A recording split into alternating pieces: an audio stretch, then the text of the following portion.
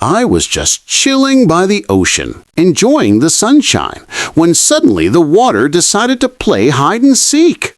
The tide pulled back so far I thought the ocean was quitting its job. That's when it hit me. Tsunamis start like this. One moment you're building a sandcastle, the next you're about to be crushed by the ocean's angry mood swing. Naturally, I panicked, because I'm a stick, not a lifeguard. A sound came first, like a freight train rumbling across the horizon, and then I saw it.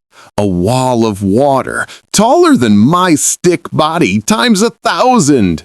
I tried to run, but my little lines for legs don't exactly scream Olympic sprinter. Fun fact though, tsunamis are caused by underwater earthquakes or volcanic eruptions pushing massive amounts of water. Fun fact for you, nightmare fuel for me. In desperation, I grabbed a random surfboard lying around. Did I know how to surf? Nope. Did I care? Also nope. I figured if I was going to be swallowed by the ocean, I might as well ride it out with style. Spoiler, it didn't look stylish.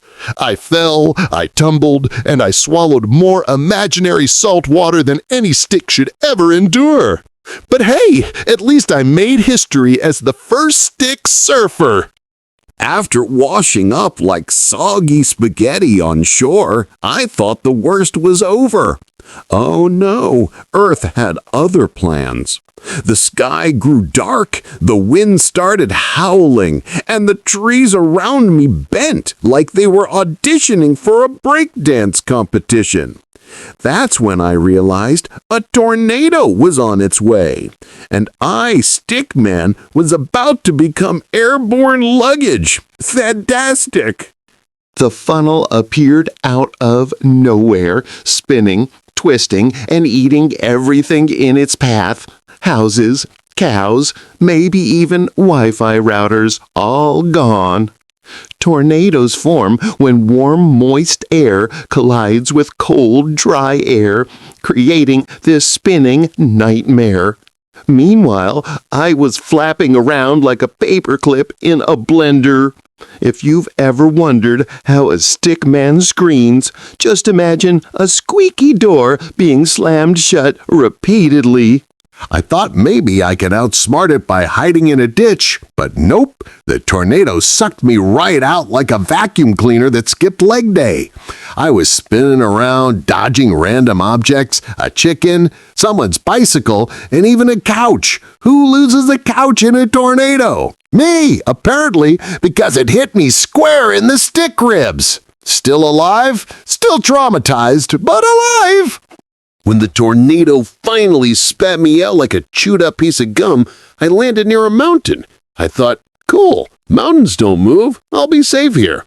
That's when the ground rumbled, smoke puffed out of the top, and I realized I was standing on a volcano. Because why not?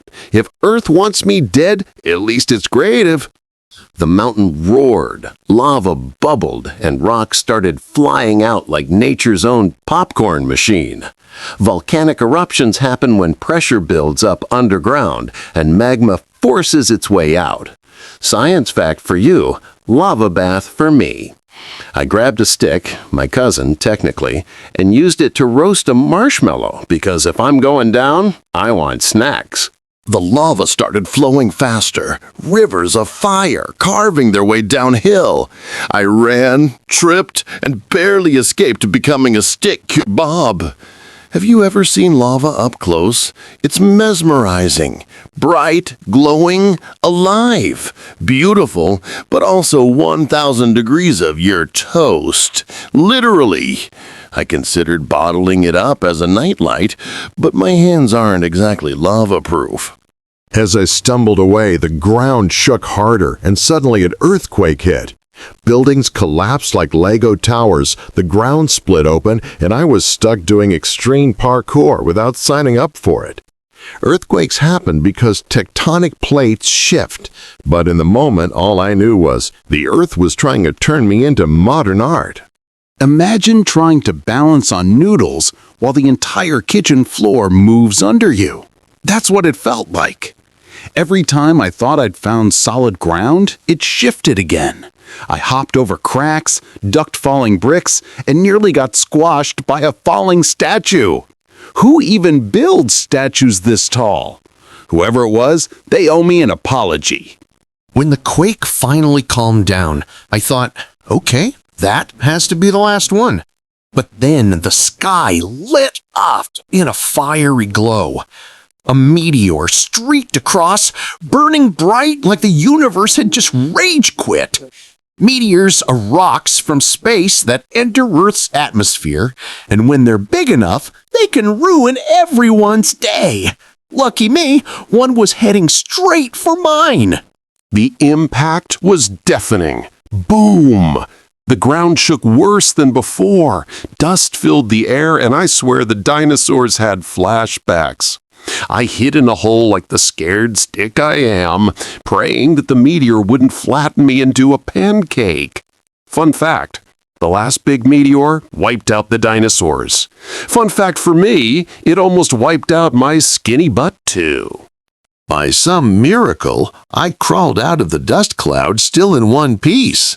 My stick body was shaking, my stick brain was fried, and I was ready to sue the planet. Tsunami, tornado, volcano, earthquake, meteor. What's next? Locusts? Giant lizards? My therapist is gonna love this story, if Sticks had therapists anyway. But here's the thing. As terrifying as all these disasters are, they're also part of what makes Earth, Earth. They shape the land, recycle nutrients, and remind us that we're tiny little ants on a giant moody rock. Nature isn't out to get me personally, though it really felt like it, but it's always been wild, unpredictable, and powerful. I sat there covered in soot, sand, and regret, and realized something important. Surviving disasters isn't about being the strongest or the smartest, it's about adapting. Humans build stronger houses, smarter warning systems, and better emergency snacks. Me? I just run around screaming. But hey, it works. Most of the time. In the end, Earth calmed down.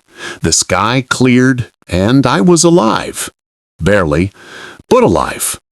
I stood up, shook the dust off, and declared, "Nice try, planet. You'll need more than lava, wind, water, and space rocks to take me down."